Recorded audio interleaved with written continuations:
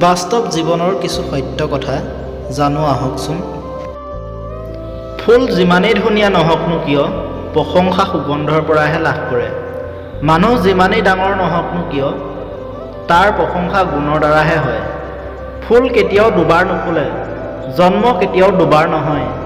মানুহকতো হাজাৰ হাজাৰ লগ পোৱা যায়, কিন্তু হাজাৰ ভুল ক্ষমা কৰা মা দেউতা পোৱা নাযায়।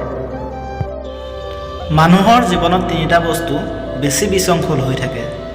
১ নম্বৰতে আছে মন, ২ নম্বৰতে আছে মগজু আৰু ৩ নম্বৰতে আছে ভাগ্য।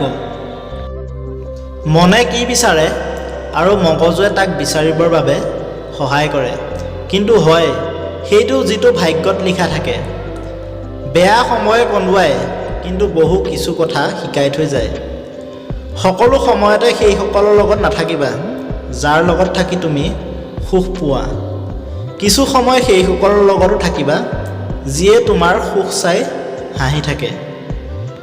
মুখৰ সুন্দৰলৈ অহংকাৰ নকৰিব, কাৰণ যিদিনা আত্মাই শৰীৰ এৰিব সেইদিনাই নিজৰ মানুহে শৰীৰটোৰ বিচনাৰ পৰাই নমাই দিব।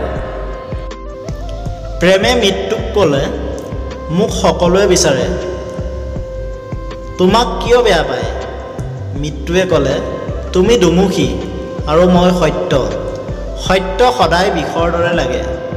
ধনীসকলৰ মুখত কেতিয়াও হাঁহি নাথাকে আৰু দুখীয়াসকলৰ মুখত কেতিয়াও ভাগৰ নাথাকে। সকলো কিনিব পৰা যায়, কিন্তু হাঁহি কাৰো গোলাম নহয়।